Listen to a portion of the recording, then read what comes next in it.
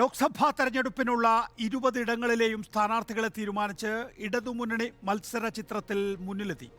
CPIയുടെ 4 സ്ഥാനാർത്ഥികളെ പ്രഖ്യാപിച്ചു കഴിഞ്ഞു. UDFിലും ദ്രുതഗതിയിൽ സ്ഥാനാർത്ഥി നിർണയം പുരോഗമിക്കുകയാണ്. രാഹുൽ ഗാന്ധി മത്സരിക്കുന്നില്ല എന്നാണ് കേൾക്കുന്നതെന്നും അങ്ങനെയാണെങ്കിൽ വയനാട്ടിലേത് ആരോഗ്യകരമായ തീരുമാനമായിരിക്കുമെന്നും ബിനോയ് വിശ്വം പ്രതികരിച്ചിട്ടുണ്ട്. KC വേണുഗോപാൽ ആലപ്പുഴയിൽ മത്സരിക്കാൻ സന്നദ്ധത അറിയിച്ചു എന്ന വാർത്തയാണ് ദില്ലിയിൽ നിന്ന് വരുന്നത്.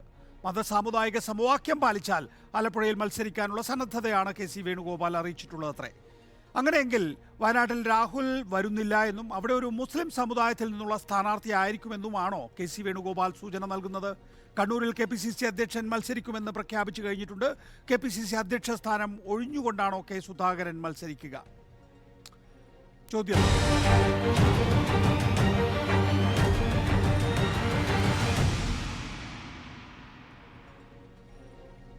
ചോദ്യം സാമുദായിക സന്തുലനമുണ്ടോ എന്നുള്ളതാണ്. ആനി രാജ CPIയുടെ സ്ഥാനാർത്ഥിയാണ് ആദ്യം നമ്മോടൊപ്പം ഉള്ളത്. ഒപ്പം തന്നെ K Arunkumar CPIM, M Liju Congress നേതാവ്, JR പത്മകുമാർ BJP എന്നിവരും. ആദ്യം ശ്രീമതി ആനി രാജ, രാഹുൽ ഗാന്ധിക്കെതിരെയാണോ ആനി രാജ മത്സരിക്കാൻ ഒരുങ്ങുന്നത്? കേരളത്തിലെ UDFിനെതിരായാണ് LDFിൻ്റെ CPIയുടെ സ്ഥാനാർത്ഥി LDFിൻ്റെ സ്ഥാനാർത്ഥിയായി ഞാൻ മത്സരിക്കുന്നത്. രാഹുൽ ഗാന്ധിയുടെ സിറ്റിംഗ് സീറ്റാണ്.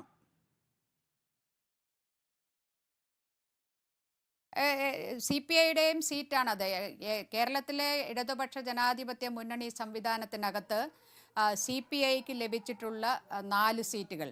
ആ 4 സീറ്റുകൾ ഞാൻ പറയേണ്ട കാര്യമില്ല, നിങ്ങൾക്കറിയാം. ഒന്ന് വയനാടാണ്, തൃശ്ശൂരാണ്, മാവേലിക്കരയാണ്, തിരുവനന്തപുരമാണ്. അങ്ങനെ പരിശോധിച്ചാൽ ഈ 4 സീറ്റുകളിലും കോൺഗ്രസ് ആണ് അതിൻ്റെ ഇപ്പോൾ ഉള്ളത്, നിലവിലുള്ള MPമാർ.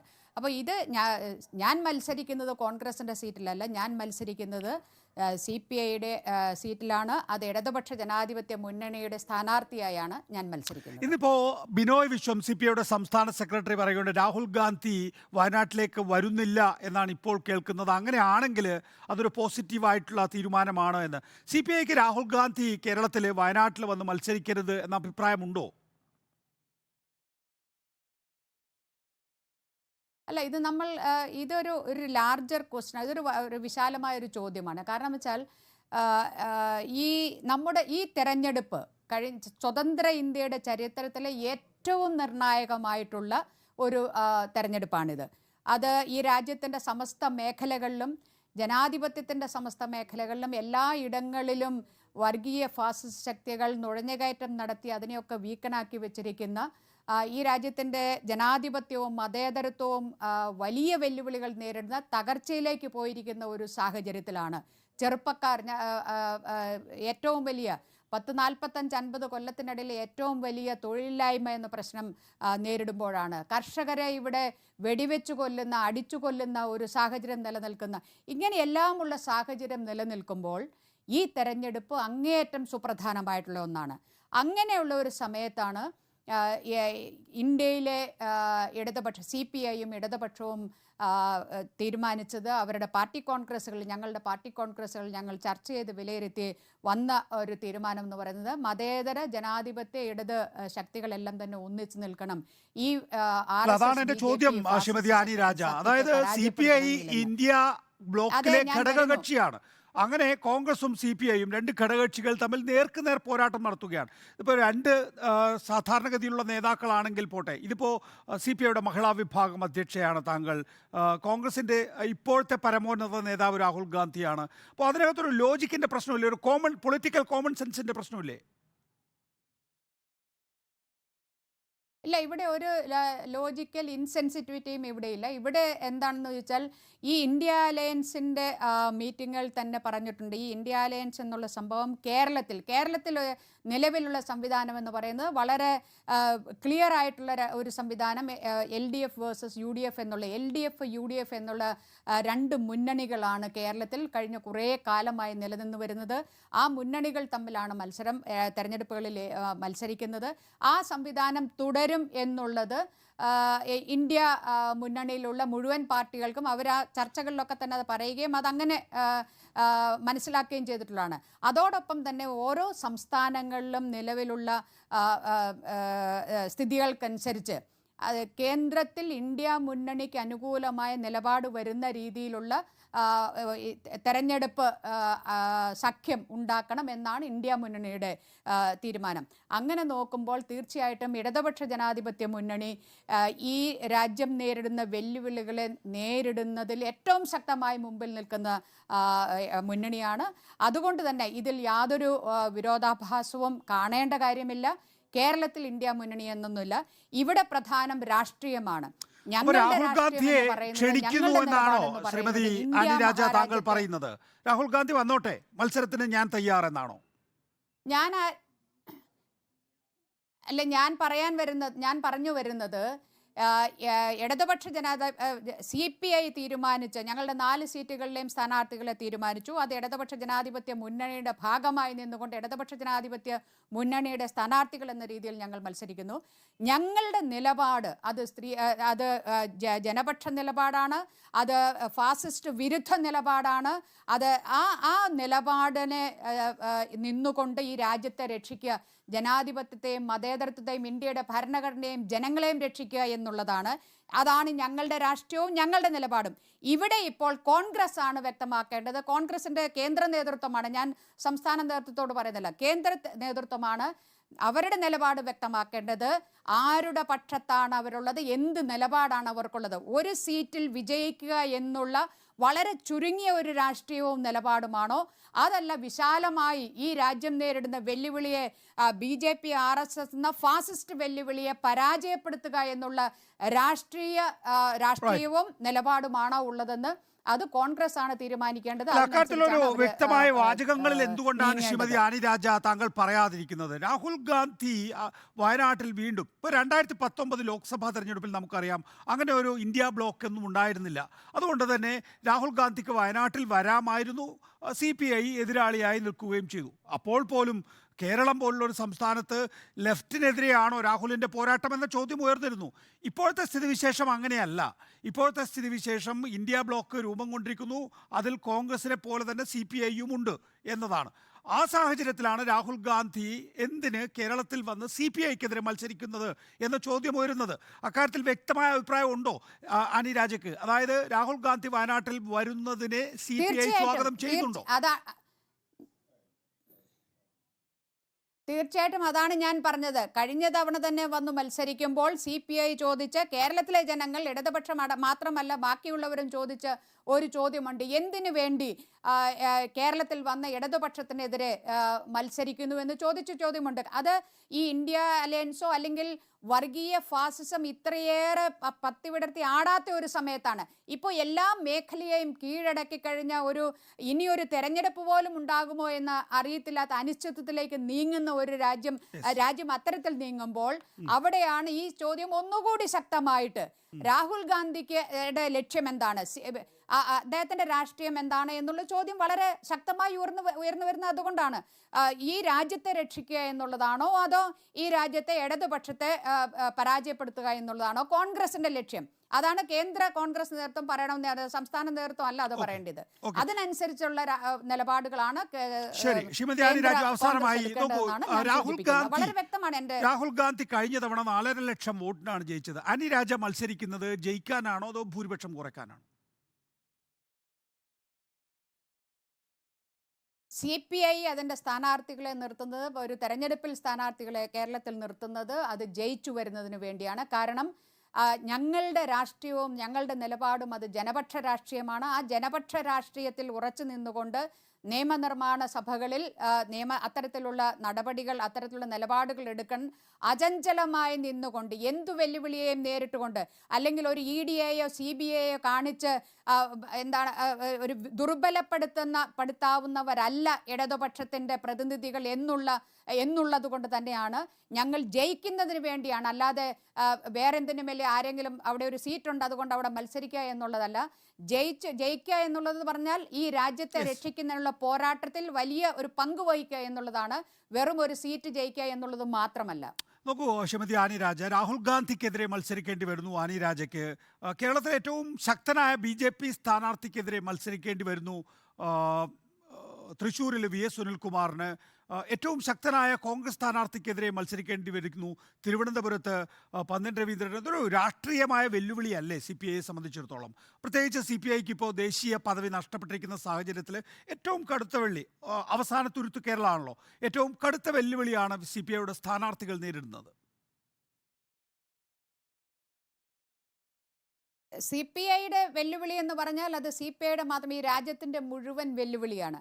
ആ വെല്ലുവിളിയെ നേരിടുന്നതിന് മറ്റൊന്നും തകർക്കാനാവാത്ത ശക്തിയാണ് CPIയും ഇടതുപക്ഷവും എന്നുള്ള അടിയുറച്ച വിശ്വാസമുള്ളത് കൊണ്ട് ഞങ്ങളെ സംബന്ധിച്ച് ഏറ്റവും വലിയ വെല്ലുവിളി ഈ രാജ്യത്തെ രക്ഷിക്കുക എന്നുള്ളതാണ്, ഈ രാജ്യത്തെ ജനങ്ങളെ രക്ഷിക്കുക എന്നുള്ളതാണ്. അതിനാവശ്യമായിട്ടുള്ളത് ഈ ഇടതുപക്ഷം മത്സരിക്കുന്ന മുഴുവൻ സീറ്റുകളിൽ നിന്നും ആ ഇടതുപക്ഷത്തിൻ്റെ ഓരോ സ്ഥാനാർത്ഥികളും വിജയിച്ചു വരിക എന്നുള്ളതാണ്. അത് കാസർഗോഡ് മുതൽ തിരുവനന്തപുരം വരെയുള്ള എല്ലാ സീറ്റുകളും വിജയിച്ചു വരിക എന്നുള്ളതാണ്. അതിന് ഒരു തെരഞ്ഞെടുപ്പ് എന്ന് പറയുമ്പോൾ അതിൻ്റേതായ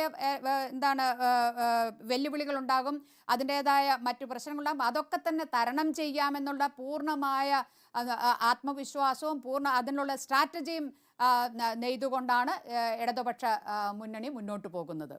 ആനി രാജ, CPIയുടെ വയനാട് സ്ഥാനാർത്ഥി. നന്ദി ശ്രീമതി ആനി രാജ പ്രാഥമികമായി പ്രതികരിച്ചതിന്. ശ്രീ JR പത്മകുമാർ, നോക്കൂ, വയനാട് ലോക്സഭാ സീറ്റിൽ ആനി രാജ CPI സ്ഥാനാർത്ഥിയാകുന്നു.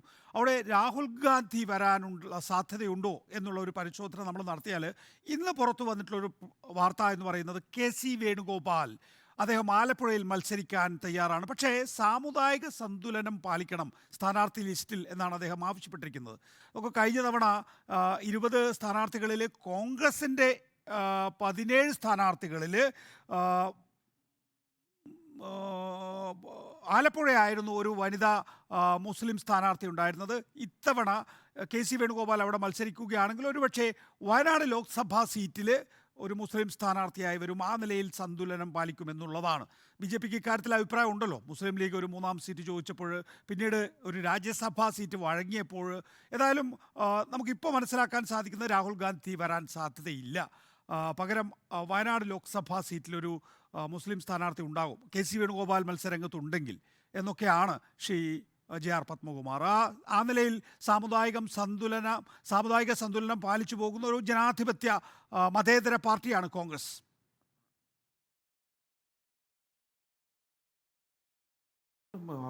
കോൺഗ്രസിൻ്റെ മതേതരത്വത്തെക്കുറിച്ചോ ജനാധിപത്യത്തെക്കുറിച്ചോ ഞങ്ങൾ പറയേണ്ട കാര്യമില്ലല്ലോ. അവർക്കിഷ്ടമായ കാര്യങ്ങൾ തീരുമാനിക്കുക.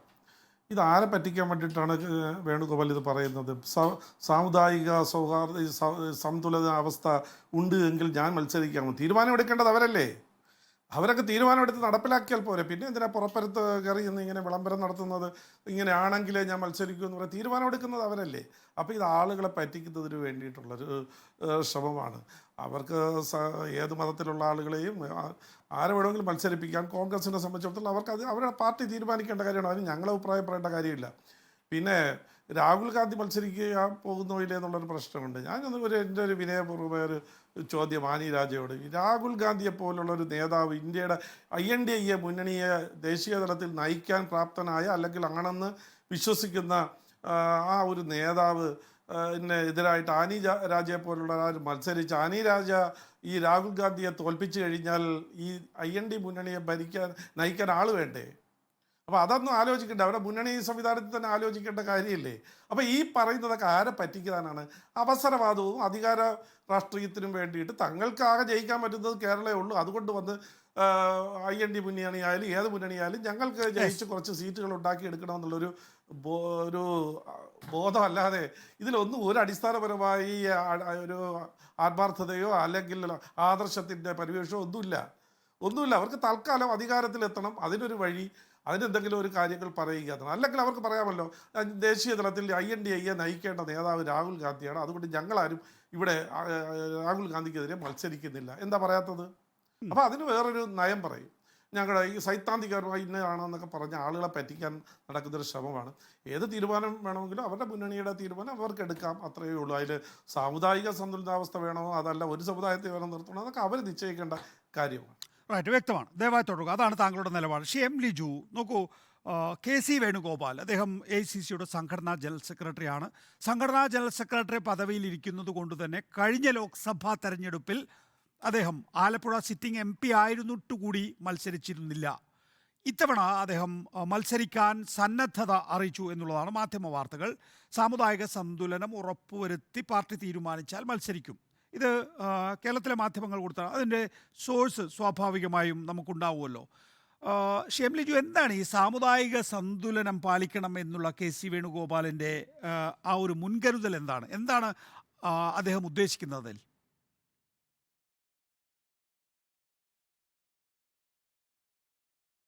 ഒന്ന്, ശ്രീ KC വേണുഗോപാൽ ഇത്തരത്തിൽ എന്തെങ്കിലും ഒരു പ്രസ്താവന നടത്തിയതായി ഞങ്ങൾക്കറിയില്ല.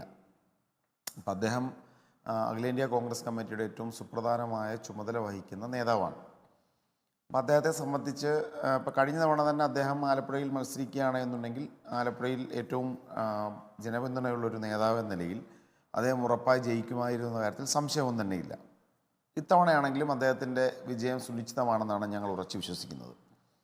അപ്പം മത്സരിക്കുക എന്ന് പറഞ്ഞാൽ അത് തീർച്ചയായിട്ടും ഒരു പ്രത്യേകിച്ച് കോൺഗ്രസിൻ്റെ രാജ്യത്തെ മുഴുവൻ സംഘടനാ പ്രവർത്തനത്തിന് നേതൃത്വം കൊടുക്കുന്നൊരു നേതാവ് എന്ന നിലയിൽ കോൺഗ്രസ് പ്രസിഡന്റിനെയും മറ്റും അനുമതി വേണം എന്നുള്ളത് അദ്ദേഹം നേരത്തെ തന്നെ പറഞ്ഞിട്ടുള്ള കാര്യമാണ്.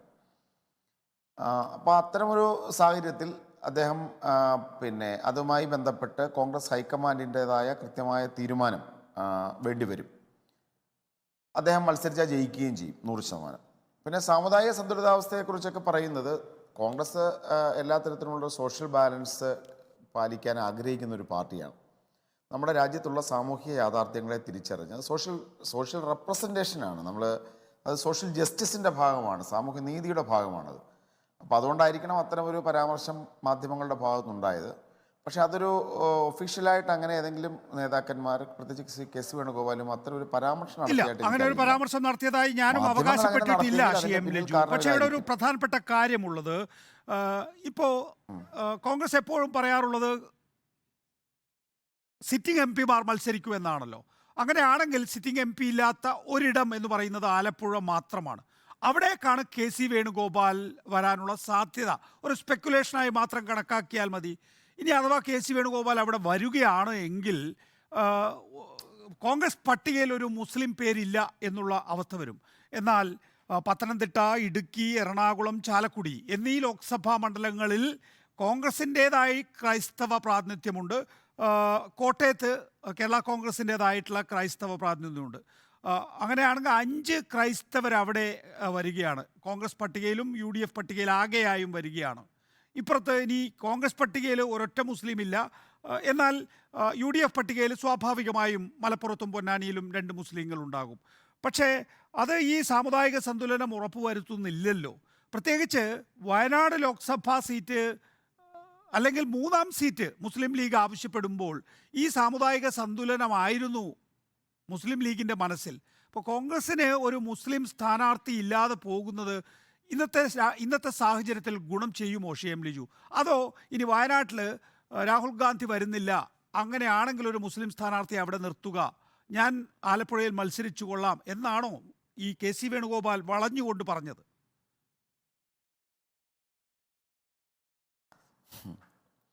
നമ്മൾ ഈ ഊഹാപോഹങ്ങൾക്കൊന്നും പ്രസക്തിയില്ല.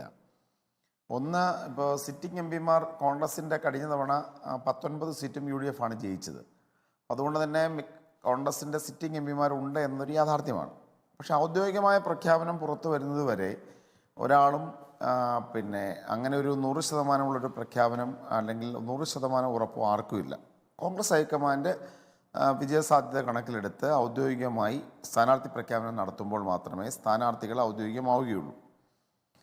പിന്നെ സാമുദായിക പ്രാതിനിധ്യത്തെ സംബന്ധിച്ച് ഇപ്പോൾ നമുക്കറിയാം, കോൺഗ്രസ് പാർട്ടി സാമുദായിക പ്രാതിനിധ്യത്തിന് പ്രാധാന്യം കൊടുക്കുന്നൊരു രാഷ്ട്രീയ പാർട്ടിയാണ്. അത് മന്ത്രിസഭയിലാണെങ്കിലും അങ്ങനെ തന്നെ ആയിരിക്കും. ലോക്സഭാ തെരഞ്ഞെടുപ്പോഴും അത്തരമൊരു ബാലൻസ് കീപ്പ് ചെയ്യാൻ ശ്രമിക്കാറുണ്ട്. അപ്പോൾ അന്തിമ പട്ടിക പുറത്തു വരുമ്പോൾ തീർച്ചയായിട്ടും ഞങ്ങൾ അത്തരമൊരു പ്രാതിനിധ്യം ഉറപ്പ് വരുത്തും. രാജ്യസഭാ തെരഞ്ഞെടുപ്പ് വന്നപ്പോൾ കോൺഗ്രസ് ഒരു കഴിഞ്ഞ തവണ ലോക്സഭാ തെരഞ്ഞെടുപ്പിൽ മുസ്ലിം സമുദായത്തിൽപ്പെട്ട ഒരു MP നമുക്കുണ്ട്, കോൺഗ്രസിനുണ്ടായിരുന്നില്ല. ഉണ്ടായിരുന്ന സ്ഥാനാർത്ഥിയായ ശ്രീമതി ഷാനിമോൾ ഉസ്മാൻ പരാജയപ്പെട്ടു. പക്ഷെ രാജ്യസഭാ സീറ്റ് വന്നപ്പോൾ ശ്രീമതി ജമി മേത്രയാണ് നിർത്തിയത്. അപ്പോൾ ഒരു വനിതാ മുസ്ലിം പ്രാതിനിധ്യം ഇല്ലാതിരുന്ന ഒരു കാര്യത്തെ രാജ്യസഭാ തിരഞ്ഞെടുപ്പിലൂടെ കൃത്യമായി റെപ്രസെൻ്റ് ചെയ്യാൻ കോൺഗ്രസിന് സാധിച്ചു. അപ്പോൾ എന്ന് ഞാൻ പറഞ്ഞതിൻ്റെ അർത്ഥം പുതുതായിട്ട് വരുമ്പോൾ അതുണ്ടാവില്ല എന്നല്ല. അപ്പോൾ അതൊക്കെ അന്തിമ പട്ടിക വരുമ്പോൾ കൃത്യമായ ഒരു ബാലൻസ് കോൺഗ്രസ് കീപ്പ് ചെയ്തിരിക്കും. എനിക്ക് അങ്ങനെയാണ് മനസ്സിലാവുന്നത്. അങ്ങനെയാണെങ്കിൽ ലിജു പറയുന്നതെന്ന് വെച്ചാൽ വെറും ലോക്സഭാംഗങ്ങളെ വെച്ചുകൊണ്ടല്ല സാമുദായിക സന്തുലനം പാലിക്കാൻ കോൺഗ്രസ് ആലോചിക്കുന്നത്, രാജ്യസഭയും ലോക്സഭയും ചേർത്തുകൊണ്ടാണ്. ഇപ്പോൾ രാജ്യസഭയിലുള്ള 2 അംഗങ്ങളും മുസ്ലിം സമുദായക്കാരാണ്. ഇനിയിപ്പോൾ മുസ്ലിം സമുദായത്തിൽ തന്നെ പെട്ട മറ്റൊരാളെയാണ് മുസ്ലിം ലീഗ് അയക്കാൻ പോകുന്നത്. അങ്ങനെ ആകുമ്പോൾ 3 രാജ്യസഭാ സീറ്റുകളും മുസ്ലിം പ്രാതിനിധ്യമാണ്. ഒരു പോസ്റ്റുലേറ്റ് ആയിട്ട് പറയരുത്. ഒരു കേവലം ഞാൻ അങ്ങനെ പറഞ്ഞില്ല. ഞാൻ പൊതുവായ സാഹചര്യം ഇവിടെ കഴിഞ്ഞ തവണത്തെ സിറ്റുവേഷൻ പറഞ്ഞുകൊണ്ടാണ് ഞാൻ പറഞ്ഞത്. എന്നതിൻ്റെ അർത്ഥം രാജ്യസഭ ഉള്ളതുകൊണ്ട് ലോക്സഭയെ കൊടുക്കണ്ട എന്നല്ല. കഴിഞ്ഞ തവണ തന്നെ ഒരു റെപ്രസെൻറ്റേഷൻ ഇല്ലാതെ വന്നപ്പോൾ ഒഴിവ് വന്ന രാജ്യസഭ കൊടുത്തുകൊണ്ട് ആ പരാജയത്തിലൂടെ ഉണ്ടായ റെപ്രസെൻറ്റേഷൻ നഷ്ടം ഒഴിവാക്കിയെന്നാണ് ഞാൻ പറഞ്ഞത്. അതിൻ്റെ അർത്ഥം ഇത്തവണത്തെ ലോക്സഭാ സീറ്റ് കൊടുക്കില്ല എന്നല്ല. അത് മൊത്തത്തിൽ സ്ഥാനാർത്ഥികളുടെ ലിസ്റ്റ് വരുമ്പോഴേ മാത്രമേ നമുക്കത് പറയാൻ സാധിക്കുകയുള്ളൂ. നോക്കൂ ലിജു, അതാണ് എൻ്റെ ചോദ്യം. താങ്കൾ തന്നെ ശരിയാവണ്ണം ചൂണ്ടിക്കാണിച്ചതുപോലെ സാധാരണഗതിയിൽ ഇടതുപക്ഷം അങ്ങനെ സാമുദായിക സന്തുലനം ഒന്നും പ്രകടമായ രീതിയിൽ പാലിക്കാറില്ല. ഇപ്പോൾ കഴിഞ്ഞ മന്ത്രിസഭയാണെങ്കിലും അതിന് മുമ്പത്തെ മന്ത്രിസഭയാണെങ്കിലും ഒക്കെ തന്നെയും നമുക്കറിയാം ചില സമുദായങ്ങൾക്ക് വലിയ രീതിയിലുള്ള പ്രാതിനിധ്യം ഉണ്ടായിട്ടുണ്ട്, ചില സമുദായങ്ങൾ പൂർണ്ണമായും ഇല്ലാതായിട്ടുണ്ട്. ഇപ്പോൾ തന്നെ ലത്തീൻ കത്തോലിക്ക സമുദായത്തിൽപ്പെട്ട ഒരാൾ കേരള മന്ത്രിസഭയിലില്ല. അത് ഞങ്ങൾ അങ്ങനെ നോക്കാറില്ല എന്നാണല്ലോ അവരെപ്പോഴും വിശദീകരിക്കാറുള്ളത്. പക്ഷേ അതിൽ നിന്ന് വ്യത്യസ്തമാണ് UDF എന്നും നമുക്കറിയാം. ഇപ്പോൾ നോക്കൂ, പത്തനംതിട്ട, കോട്ടയം, ഇടുക്കി, എറണാകുളം, ചാലക്കുടി എന്നീ ലോക്സഭാ മണ്ഡലങ്ങളിൽ സ്ഥാനാർത്ഥികളായിരിക്കുന്നത് ക്രൈസ്തവ സമുദായത്തിൽപ്പെട്ടവരാണ്. അതേസമയം ഇതുവരെ ലിസ്റ്റിൽ ഒരു മുസ്ലിം കടന്നു വന്നിട്ടുമില്ല. 28% വരുന്ന മുസ്ലിങ്ങളെ അങ്ങനെ മാറ്റി നിർത്തുന്നതിനെതിരെയാണ് യഥാർത്ഥത്തിൽ ഈ 3-ാം സീറ്റ് എന്ന ആവശ്യവുമായി UDF മുന്നോട്ട് വരാൻ കാരണം എന്ന നിലപാട് അവർ ഒളിച്ചും പാത്തും ഒക്കെ പറയുന്നുണ്ടല്ലോ. അക്കാര്യത്തിൽ കോൺഗ്രസിൻ്റെ നിലപാട് എന്താണ്? ഒരാളെങ്കിലും ലിസ്റ്റിൽ ഉണ്ടാകുമോ ഇല്ലയോ?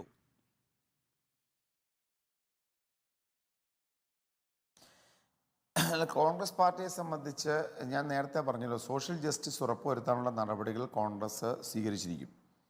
അത് ഇപ്പം ലിസ്റ്റ് പുറത്തു വരുമ്പോൾ ഇപ്പം കൃത്യമായി എത്ര പേരുണ്ടാകും, ചിലപ്പോൾ ഒരാളാണോ അല്ലെങ്കിൽ കൂടുതൽ ആളുകളാണോ ഉണ്ടാകുന്നതെന്ന് ഇപ്പോൾ തീർച്ചയായിട്ടും പറയാൻ സാധിക്കില്ല. പക്ഷെ ഞാൻ ഉദാഹരണ സഹിതം ചൂണ്ടിക്കാണിച്ചത് കഴിഞ്ഞ തവണ അത്തരം ഒരു റെപ്രസെൻറ്റേഷൻ കുറഞ്ഞപ്പോൾ കോൺഗ്രസ് എടുത്തൊരു നടപടിയാണ്.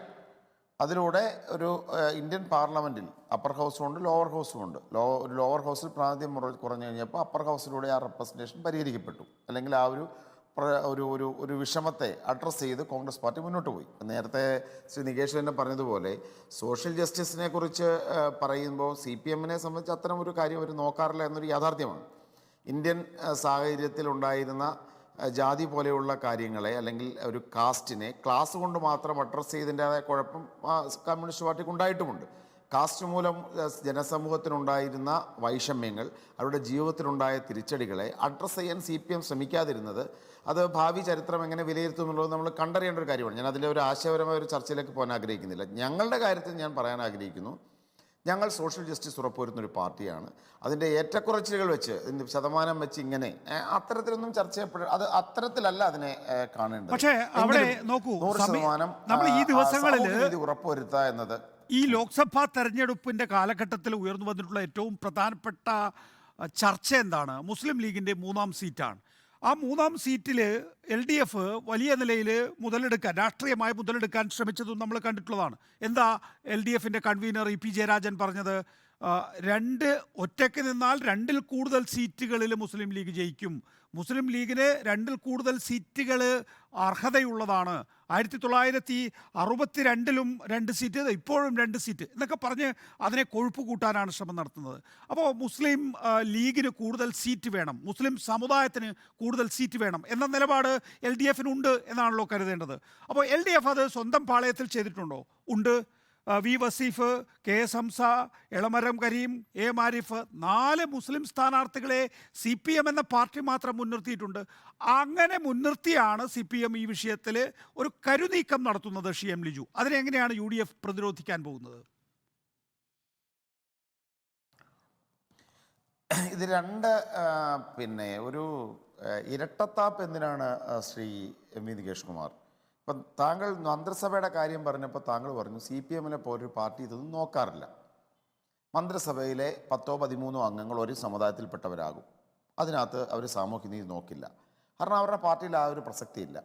എന്നിട്ട് അതേ നാവ് കൊണ്ട് തന്നെ പറയുകയാണ് EP ജയരാജൻ ലോക്സഭയിൽ സാമൂഹ്യനീതി വേണം, നിയമസഭയിലും മന്ത്രിസഭയിലും സാമൂഹ്യനീതി വേണ്ട എന്നൊരു കാഴ്ചപ്പാടുണ്ടോ? അങ്ങനെ പോളിറ്റ് ബ്യൂറോയ്ക്ക് അങ്ങനെ ഒരു നിലപാടുണ്ടോ? CPM നിയമസഭ വരുമ്പോൾ സാമൂഹ്യനീതി പ്രസക്തമല്ല, ക്യാബിനറ്റ് രൂപീകരിക്കുമ്പോൾ സമുദായങ്ങളെ നോക്കേണ്ട കാര്യമില്ല, എന്നാൽ ലോക്സഭ വരുന്നുണ്ട് ഓൾ ഇന്ത്യ ഒരു പാൻ ഇന്ത്യൻ കാഴ്ചപ്പാടി അത് വേണം, അങ്ങനെ വല്ലതും പറയാൻ പറ്റുമോ? അപ്പോൾ അത് തന്നെ ഒരു ഒരു ഒരു ഹിപ്പോക്രസി അല്ലേ? പക്ഷേ ഇന്നത്തെ രാഷ്ട്രീയമാണ് ശ്രീ എം ലിജു. ആ ഘട്ടത്തിലാണ് മുസ്ലിം ലീഗ് ഒരു മൂന്നാം ലോക്സഭാ സീറ്റ് ആവശ്യപ്പെടുന്ന ഘട്ടത്തിലാണ് ഞങ്ങളുടെ പക്ഷത്ത് ഇതുണ്ട് എന്ന നിലയിൽ അപ്പുറത്തും അതുണ്ടാകണം എന്ന രാഷ്ട്രീയം നമ്മൾ ചെലവഴിക്കാൻ ശ്രമിക്കുമ്പോൾ അതിനകത്ത് റിട്രോസ്പെക്റ്റീവ് എഫക്റ്റിലല്ലോ അത് ചെലവഴിക്കാൻ ശ്രമിക്കുക. അങ്ങനെയല്ല. അപ്പം താങ്കൾ അതിൻ്റെ ക്രക്സ് പറഞ്ഞു, താങ്കൾ അതിൻ്റെ അടിസ്ഥാനപരമായ കാരണം പറഞ്ഞു. നിയമസഭയിലോ മറ്റു തരത്തിലോ ഒരു തരത്തിലുള്ള സോഷ്യൽ ജസ്റ്റിസ് ഉറപ്പുവരുത്താൻ ആഗ്രഹിക്കാത്തൊരു പാർട്ടി, അത്തരത്തിലുള്ള സോഷ്യൽ ജസ്റ്റിസ് ശരിയല്ല, സംവരണത്തിൽ പോലും സാമ്പത്തിക മാനദണ്ഡമാണ് എടുക്കേണ്ടതെന്ന് പറയുന്ന സാമൂഹ്യനീതിക്ക് പ്രസക്തി കൊടുക്കാത്തൊരു രാഷ്ട്രീയ പാർട്ടി മുസ്ലിം ലീഗ് എന്ന് പറയുന്ന രാഷ്ട്രീയ പാർട്ടിയെ ഏതെങ്കിലും തരത്തിൽ സ്വാധീനിക്കുക എന്ന ലക്ഷ്യം വെച്ചുകൊണ്ട് സമുദായത്തിന്റെ പ്രാതിനിധ്യം പറയുന്നതിനെ ആ അർത്ഥത്തിൽ മാത്രം കണ്ടാൽ പോരെ? ശരി, നമ്മൾ പിന്നെ അതിനെന്തിനാ താങ്കൾ അരുൺകുമാർ, എനിക്ക് ബ്രേക്കിലേക്ക് പോകേണ്ട സമയം കഴിഞ്ഞിരിക്കുന്നു. അപ്പോൾ താങ്കൾക്ക് ഇപ്പോൾ ശ്രീ എം ലിജു പറഞ്ഞ ഒന്ന്, നിങ്ങൾ സാമ്പത്തിക സംവരണം, രണ്ട്, നിങ്ങൾ സാമൂഹ്യ നീതി പാലിക്കാറില്ല. ഈ രണ്ട് കാര്യങ്ങൾക്കൊന്ന് മറുപടി പറഞ്ഞ് ബ്രേക്ക് കഴിഞ്ഞ് പിന്നെ താങ്കൾക്ക് കൂടുതൽ അവസരം തരാം. അഡ്വക്കേറ്റ് അരുൺകുമാർ. അല്ല, ഇപ്പൊ കോൺഗ്രസിന്റെ പ്രതിനിധിക്ക് പലതരത്തിലുള്ള ആക്ഷേപം ഉന്നയിക്കാം. ഞങ്ങളെ സംബന്ധിച്ചിടത്തോളം ഞങ്ങൾ LDF-ലെ സീറ്റ് ചർച്ചകളൊക്കെ ഏറ്റവും ആദ്യം പൂർത്തീകരിച്ച് ഏറ്റവും ആദ്യം കോട്ടയത്ത് മാണി കോൺഗ്രസിന്റെ സ്ഥാനാർത്ഥിയെ പ്രഖ്യാപിച്ചു. ഇന്ന് CPI-യുടെ 4 സ്ഥാനാർത്ഥിയെ പ്രഖ്യാപിച്ചു. നാളെ CPM-ന്റെ 15 സ്ഥാനാർത്ഥികളെയും ഔദ്യോഗികമായിട്ട് പ്രഖ്യാപിക്കും. തെരഞ്ഞെടുപ്പ് രംഗത്ത് ബഹുദൂരം മുന്നേറി ഞങ്ങൾ മുന്നോട്ട് പോവുകയാണ്. UDF-നെ സംബന്ധിച്ചിടത്തോളം അവരുടെ സീറ്റ് ഷെയറിംഗ് പോലും രമ്യമായി പരിഹരിക്കാൻ ഇതുവരെ കഴിഞ്ഞിട്ടില്ല. അതുപോലെ തന്നെ നിലവിൽ വിജയിച്ച MP-മാർ തന്നെ തുടരണമോ വേണ്ടയോ എന്ന കാര്യത്തിൽ ഔദ്യോഗികമായിട്ടുള്ള തീരുമാനം എടുത്തിട്ടില്ല. KPCCയുടെ പ്രസിഡന്റ് തന്നെ പറയുന്നു അദ്ദേഹം മത്സരിക്കണമെന്ന് ഹൈക്കമാൻഡ് തീരുമാനിച്ചു എന്നുള്ള വിവരം അദ്ദേഹം അറിഞ്ഞിട്ടില്ല എന്ന് പറഞ്ഞ് പത്രപ്രവർത്തകരുടെ ചോദ്യത്തിൽ നിന്ന് ഒഴിഞ്ഞു മാറി വണ്ടിയിൽ കയറി രക്ഷപ്പെടുകയാണ്. ഇപ്പൊ KC വേണുഗോപാൽ അഖിലേന്ത്യാ നേതാവ് പറയുന്നു കൃത്യമായിട്ടുള്ള സാമൂഹ്യ സംവരണം പാലിച്ച മത്സരിക്കുക. ഇപ്പോഴും ഒരു തരത്തിലുള്ള ഒരു ധാരണയും എത്താൻ UDF-ന് കഴിഞ്ഞിട്ടില്ല. അപ്പോൾ ഞങ്ങളെ സംബന്ധിച്ചിടത്തോളം തെരഞ്ഞെടുപ്പിൽ ഏറ്റവും ആദ്യഘട്ടം മുതൽ തന്നെ വളരെ മുന്നേറിക്കൊണ്ട് ചിട്ടയായിട്ടുള്ള തെരഞ്ഞെടുപ്പ് പ്രവർത്തനത്തിലേക്ക് കാലുവച്ചിരിക്കുകയാണ്. നാളെ മുതൽ കൂടുതൽ കരുത്തോടെ മുഴുവൻ 20 സ്ഥാനാർത്ഥികളും രംഗത്തിറങ്ങുന്ന സാഹചര്യമായി മുന്നോട്ട് പോകും. എല്ലാ വിഭാഗത്തിൽ നിന്നും, പ്രത്യേകിച്ച് CPM-നെ സംബന്ധിച്ചിടത്തോളം, ഇടതുപക്ഷ ജനാധിപത്യ മുന്നണിയെ സംബന്ധിച്ചിടത്തോളം കിട്ടാവുന്നതിൽ വെച്ച് ഏറ്റവും മികച്ച സ്ഥാനാർത്ഥിമാർ, അത് പോളിറ്റ് ബ്യൂറോ മുതൽ അങ്ങ് നോക്കിക്കഴിഞ്ഞാൽ എല്ലാ ഘടകത്തിൽ നിന്നുമുള്ള കിട്ടാവുന്ന മികച്ച സ്ഥാനാർത്ഥികളെയാണ് അണിനിരത്തുന്നത്. UDF എത്ര ആക്ഷേപങ്ങൾ ഉന്നയിച്ചാലും ആരോപണം ഉന്നയിച്ചാലും ജനങ്ങൾക്ക് കൃത്യമായി തന്നെ ഇടതുപക്ഷ ജനാധിപത്യ മുന്നണിയുടെ പാനലിനെ കൃത്യമായി തന്നെ കൈയടിച്ച് സ്വീകരിക്കുന്ന ഒരു സാഹചര്യമുണ്ട്. അടുത്ത കാലത്ത് ഇപ്പോൾ കഴിഞ്ഞ ആഴ്ച വന്ന പഞ്ചായത്ത് തെരഞ്ഞെടുപ്പിന്റെ റിസൾട്ട് ലോകസഭയായിട്ടൊക്കെ താരതമ്യപ്പെടുത്താൻ പറ്റില്ല എന്നിരുന്നാൽ പോലും വലിയ രൂപത്തിൽ ഇടതുപക്ഷത്തെ ആക്രമിക്കാനുള്ള ശ്രമം എല്ലാ മേഖലയിൽ നിന്നും നടക്കുമ്പോൾ ഞങ്ങളുടെ സീറ്റ് ഇരട്ടിയാക്കി 5-10 നമ്മൾ മുന്നേറുമ്പോൾ ഇവിടെ ഭരണവിരുദ്ധ വികാരം കേരളത്തിൽ ഇല്ല എന്ന് കൂടുതൽ സ്ഥാപിക്കാൻ നമുക്ക് കഴിയുകയാണ്. എന്നാൽ 18 ലോകസഭാ മണ്ഡലത്തിലും ഭരണവിരുദ്ധ വികാരമുണ്ട്, MP-മാർ ഉത്തരവാദിത്വം ഏറ്റെടുത്ത് പ്രവർത്തിച്ചിട്ടില്ല എന്ന് തെളിയിക്കുന്ന തരത്തിലുള്ള ഒരു സാഹചര്യത്തിലേക്ക് കേരളം പോവുകയാണ്. അതുകൊണ്ട് ഇവിടെ എത്ര ആരോപണം UDF ഉന്നയിച്ചാലും അത് വിലപ്പോവില്ല. ജനങ്ങൾക്ക് കൃത്യമായി JR പത്മകുമാർ, നോക്കൂ, LDF-ലും UDF-ലും സീറ്റ് വിഭജനമായി. സീറ്റ് വിഭജനത്തിന് ശേഷം സ്ഥാനാർത്ഥി നിർണയമായി. ആ സ്ഥാനാർത്ഥി നിർണയത്തിൽ തന്നെ സാമുദായിക സന്തുലനത്തിൻ്റെ പേരിൽ അവസാന മിനുക്കുപണികൾ നടന്നുകൊണ്ടിരിക്കുന്നു. അതൊക്കെ ഒരു പൊതു ചർച്ചയാകുന്നു. ഇതാണ് ഞങ്ങളുടെ നിലപാട് എന്ന് പറയുന്നു. JR പത്മകുമാർ, BJP കേരളത്തിലും ദേശീയ തലത്തിലും ഇക്കാര്യത്തിൽ വലിയ അമാന്തം കാണിക്കുന്നത് എന്തേ? ഇപ്പോൾ കേരളത്തിൻ്റെ പ്രത്യേക സാഹചര്യത്തിൽ BJPയെ സംബന്ധിച്ചിടത്തോളം ഇതുവരെ BJP എന്ന രാഷ്ട്രീയ പാർട്ടിക്ക് ഒരു സീറ്റ് ലഭിക്കാത്തത് കൊണ്ട് തന്നെ 543 ലോക്സഭാ സീറ്റിലും തീരുമാനമാകുന്നതിന് മുമ്പ് സുരേഷ് ഗോപിയുടെയൊക്കെ സ്ഥാനാർത്ഥിത്വമൊക്കെ ഏതാണ്ട് പറയാതെ പറഞ്ഞൊക്കെ പോയതാണ്. പക്ഷേ എന്നിട്ട് പോലും നേരത്തെ നമ്മൾ കേട്ടത് എന്താണ്, ഞങ്ങൾ റിപ്പോർട്ട് ചെയ്ത കാര്യം കൂടിയാണ്, 100 സീറ്റുകളിൽ സ്ഥാനാർത്ഥി നിർണയമുണ്ട്, അത് കേരളത്തിലെ 7 മണ്ഡലങ്ങൾ ഉണ്ടാകും എന്നുള്ളതാണ്. ഒരെത്തും പിടിയും കിട്ടാത്ത ഒരു അവസ്ഥയിലേക്കാണോ ഇപ്പോൾ ബി ജെ പി പോകുന്നത്? കേന്ദ്ര നിലപാട് ഒന്ന്, സംസ്ഥാന നിലപാട് വേറൊന്ന്. ഏതാണ് ശരി എന്നറിയാത്തത് കൊണ്ടാണോ കേരളത്തിൽ ഒരു സ്ഥാനാർത്ഥിയെ പോലും പ്രഖ്യാപിക്കാൻ കഴിയാത്തത്, നിശ്ചയിക്കാൻ കഴിയാത്തത്? എൻ ഡി എക്കുറിച്ച് മനസ്സിലാക്കാൻ കഴിയാത്തത് കൊണ്ടോ അല്ലെങ്കിൽ ഊഹാപോഹങ്ങൾ നിങ്ങൾ പ്രചരിപ്പിക്കുന്നത് കൊണ്ടോ ആണ് നിങ്ങൾക്ക് ഒരു എത്തും പിടിയും കിട്ടാത്തത് എന്നാണ് എൻ്റെ ആദ്യത്തെ അതിനെക്കുറിച്ചുള്ള ഒരു വിലയിരുത്തൽ. ഞങ്ങളെ സംബന്ധിച്ചിടത്തോളം കഴിഞ്ഞ 6 മാസത്തിൽ കൂടുതലായി ഞങ്ങളുടെ സംഘടനാ പ്രവർത്തനം കൃത്യമായിട്ട് ഓരോ പാർലമെൻറ്റ്, ഞങ്ങളുടെ ജില്ലാ കമ്മിറ്റികളുടെ പ്രവർത്തനമൊക്കെ പാർലമെൻറ്റ് ബേസ് ചെയ്ത് കമ്മിറ്റി ആ നിലയിലേക്ക് മാറ്റിയിട്ട് 6 മാസത്തിൽ കൂടുതൽ ആയി കഴിഞ്ഞിരിക്കുന്നു. ഞങ്ങളുടെ പാർട്ടി പരിപാടികളൊക്കെ സംഘടിപ്പിക്കുന്നത് ഇപ്പോൾ പാർലമെൻറ്റ് കമ്മിറ്റികളുടെ ആ പാർലമെൻ്ററി അതിൻ്റെ പരിധിക്കുള്ളിൽ നിന്നുകൊണ്ടാണ് പരിപാടികളൊക്കെ സംഘടിപ്പിക്കുന്നത്. ഇപ്പോൾ സംസ്ഥാന പ്രസിഡന്റ് പദയാത്ര നടന്നത് തന്നെ പാർലമെൻറ്റ് മണ്ഡലം ലക്ഷ്യം വെച്ചുകൊണ്ടാണ്. ഞങ്ങളെ സംബന്ധിച്ചിടത്തോളം ഞങ്ങൾക്കൊരു ചിട്ടയായൊരു രീതിയുണ്ട്. അതിനെ സംബന്ധിച്ച് ഓരോ ജില്ലാ കമ്മിറ്റിയും അതിന് ആ ജില്ലയ്ക്കകത്ത് വരുന്ന പാർലമെൻറ്റ് മണ്ഡലത്തിനകത്തുള്ള സ്ഥാനാർത്ഥികളെ സംബന്ധിച്ച് ചർച്ച നടത്തുക. അതിന് സംസ്ഥാന പ്രസിഡന്റ് തന്നെ അല്ലെങ്കിൽ സംസ്ഥാന കമ്മിറ്റി ഓരോ പാർലമെൻറ്റിനും ഓരോ സംസ്ഥാന നേതാവിനെ ചുമതലപ്പെടുത്തി അവർ ആ മണ്ഡലത്തിൽ വന്ന് അവർ ആരെയാണ് സ്ഥാനാർത്ഥിയാക്കേണ്ടതെന്ന് അഭിപ്രായങ്ങൾ സ്വരൂപിച്ച് നേതാക്കന്മാരുടെയും കമ്മിറ്റിയുടെയും സ്വരൂപിച്ച് അത് പാർട്ടിയുടെ കോർ കമ്മിറ്റിയിൽ, സംസ്ഥാന കോർ കമ്മിറ്റിയിൽ വെച്ചിട്ട് ആ ലിസ്റ്റുമായി സംസ്ഥാന പ്രസിഡന്റ് ഓൾ ഇന്ത്യ കമ്മിറ്റിയിൽ മുമ്പിൽ കൊണ്ടുവന്ന് ഓൾ ഇന്ത്യ കമ്മിറ്റി അത് പാർലമെന്ററി ബോർഡിൽ വെച്ചിട്ട് പാർലമെന്ററി ബോർഡാണ് ആ പ്രഖ്യാപിക്കുന്നത്. ഞങ്ങളുടെ പാർലമെന്ററി ബോർഡ് 29-ാം തീയതിയാണ് കൂടാൻ പോകുന്നത്. ആ പാർലമെന്ററി ബോർഡിന് ശേഷം സ്ഥാനാർത്ഥികളെ പ്രഖ്യാപിക്കും. അതിൽ തന്നെ നിങ്ങൾ ശ്രദ്ധിച്ചിട്ടുണ്ടാവും, ഞങ്ങൾ കൂടുതൽ ശ്രദ്ധ വഹിക്കുന്നത് കഴിഞ്ഞ വർഷം ഞങ്ങൾ പരാജയപ്പെട്ട മണ്ഡലങ്ങളുണ്ട്. ആ പരാജയപ്പെട്ട മണ്ഡലങ്ങളാണ് കൂടുതൽ ഞങ്ങൾ ലക്ഷ്യം വെച്ചുകൊണ്ട് ഇപ്പോൾ സ്ഥാനാർത്ഥികളെ പ്രഖ്യാപിക്കാൻ പോകുന്നത്. ഞങ്ങളുടെ പ്രവർത്തനവും അതിൽ കോൺസെൻട്രേറ്റുന്നതും അത് തന്നെയാണ്. അതിൽ നിന്ന് തന്നെ നിങ്ങൾക്ക് മനസ്സിലാവും എങ്ങനെയാണ് തെരഞ്ഞെടുപ്പിനെ നേരിടാൻ ഭാരതീയ ജനതാ പാർട്ടിയും എൻ ഡി എയും ഇങ്ങനെയൊക്കെ വിശദീകരിക്കാം എന്നാണ് ശ്രീ ജെ ആർ പത്മകുമാർ തെളിയിച്ചിരിക്കുന്നത്. ശരി, ഞാൻ അങ്ങനെയൊക്കെ വരാം കേട്ടോ. Shri J R Padmakumar, V S Sunilkumar തൃശ്ശൂരിലെ CPI സ്ഥാനാർത്ഥി നമ്മോടൊപ്പം ഉണ്ട്. അല്ല സർ, വരാം.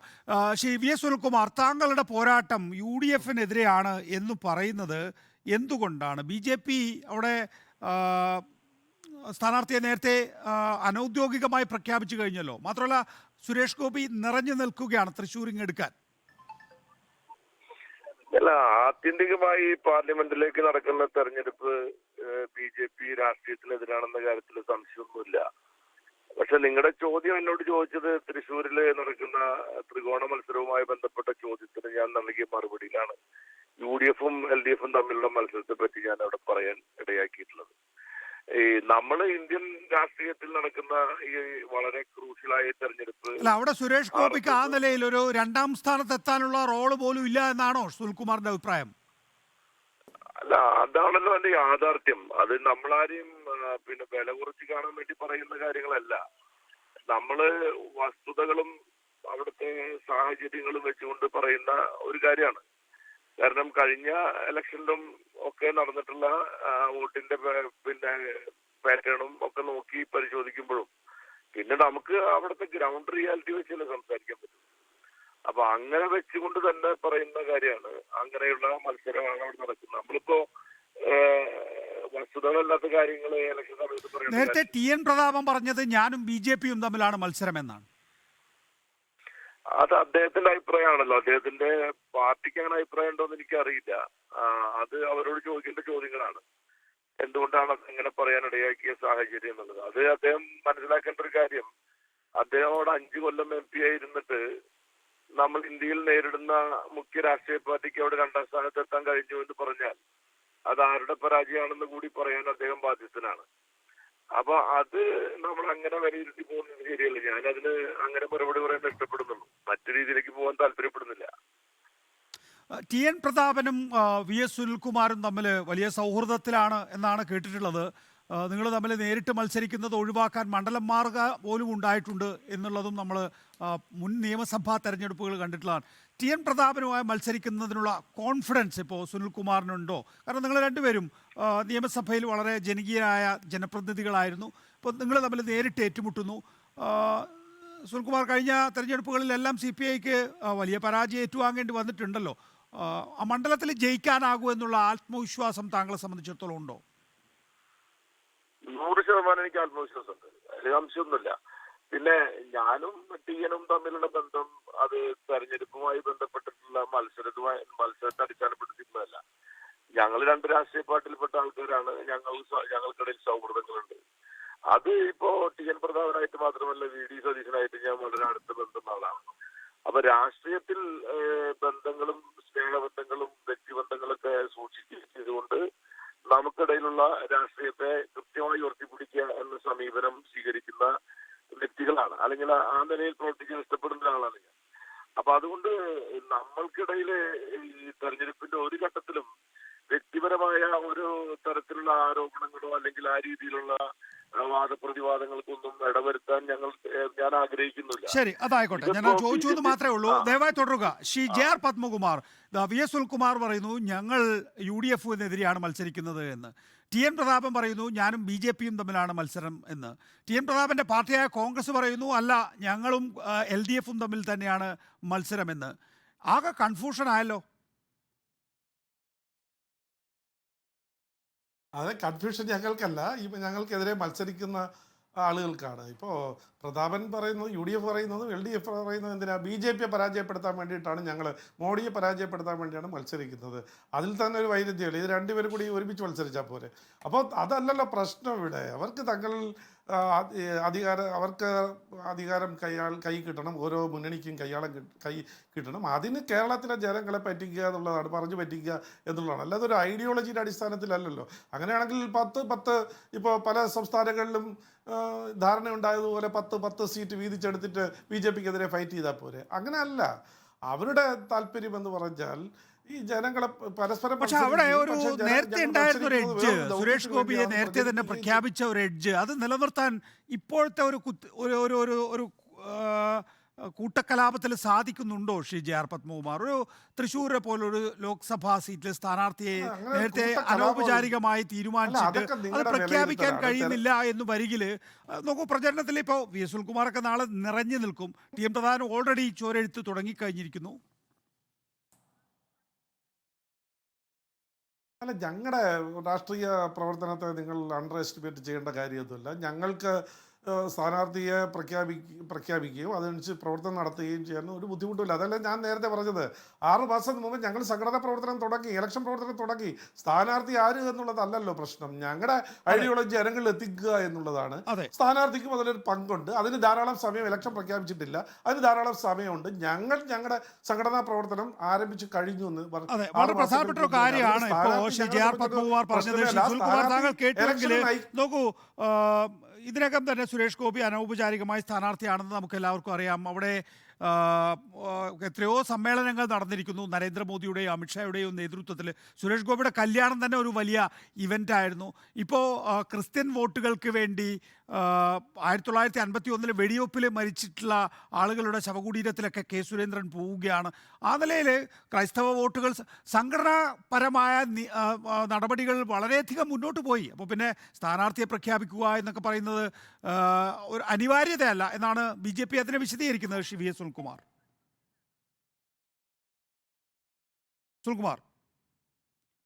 BJP-യുടെ പ്രവർത്തനങ്ങളെ കേൾക്കാൻ വേണ്ടിയല്ലേ ഇത്?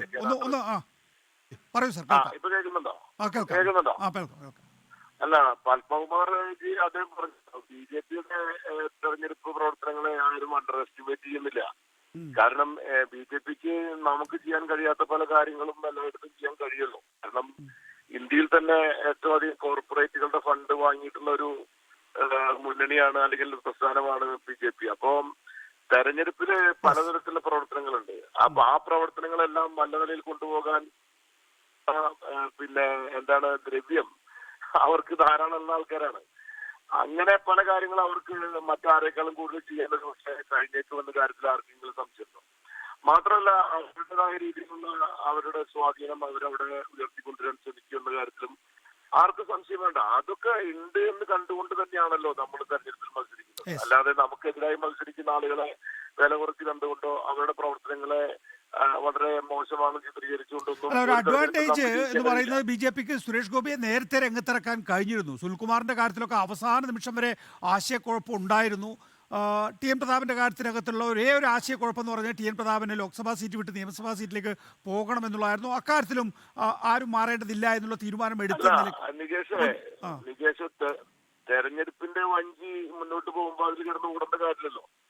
അപ്പോ നമ്മൾ വഞ്ചിയിൽ കിടന്ന് ഓടേണ്ട കാര്യം നമുക്കില്ല. അപ്പൊ അതിന്റെ സമയം വരുമ്പോ ഇടതുപക്ഷ ജനാധിപത്യ മുന്നണിയാണെങ്കിലും മുന്നണിക്ക് അതിൻ്റെതായിട്ടുള്ള സംഘടനാപരമായിട്ടുള്ള ചിട്ടയും ക്രമങ്ങളും രീതികളുള്ള ഒരു മുന്നണിയാണ്. അപ്പോ തെരഞ്ഞെടുപ്പ് വരുമ്പോ അത് എപ്പോ എങ്ങനെ സ്ഥാനാർത്ഥികളെ പ്രഖ്യാപിക്കണം എന്ന കാര്യത്തിൽ BJP എടുക്കുന്ന സമീപനം ഒരു കാലത്തും LDFന്റെ മുന്നണി എടുക്കാറില്ല. അപ്പൊ അതൊരു പുതിയ അനുഭവമൊന്നുമില്ല. ഞങ്ങൾ ഏത് കാലത്തും. ശരി, ആയിക്കോട്ടെ. എന്തായാലും അത് ആർക്കാണ് അഡ്വാൻറ്റേജ് ആകാൻ പോകുന്നത് എന്നെ സംബന്ധിച്ച് നമുക്ക് ഇപ്പോഴൊരു വ്യക്തതയില്ല. സുനിൽകുമാറിന് നന്ദി. ശ്രീ എം ലിജു, നോക്കൂ, നേരത്തെ TN പ്രതാപൻ ഞങ്ങളും BJPയും തമ്മിലാണ് പോരാട്ടം എന്ന് പറഞ്ഞു. പക്ഷേ നിങ്ങൾ കോൺഗ്രസ്സുകാർ പറഞ്ഞു അതല്ല, ഞങ്ങളും LDFും തമ്മിലാണ് പോരാട്ടം എന്ന്. അക്കാര്യത്തിലൊരു വ്യക്തതക്കുറപ്പ്, ഒരു ആശയക്കുഴപ്പം ഉണ്ടോ കോൺഗ്രസിനും UDFനും? ആശയക്കുഴപ്പം എന്ന് പറഞ്ഞാൽ അങ്ങനെ വലിയ ആശയക്കുഴപ്പമൊന്നുമല്ല, പ്രധാന എതിരാളി ആരാണ് എന്ന് പറയുന്നതിൽ മാത്രമാണ്. പക്ഷേ അതൊരു രാഷ്ട്രീയമാണല്ലോ, പ്രധാന എതിരാളി ആരാണെന്ന് പറയുക എന്നുള്ളത്.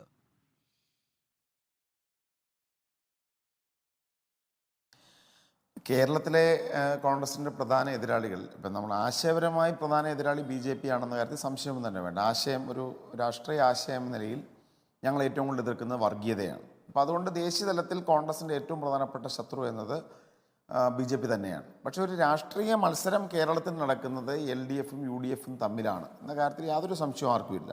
തൃശ്ശൂരിലാണെങ്കിലും അത് തന്നെയാണ്. പിന്നെ TN പ്രതാപൻ അത് പറഞ്ഞതിൻ്റെ കാരണം വളരെ കൃത്യമായൊരു ആശയപരമായൊരു പോരാട്ടം തൃശ്ശൂരിൽ ഉയർത്തിവിടാൻ BJP ശ്രമിക്കുന്നുണ്ട്.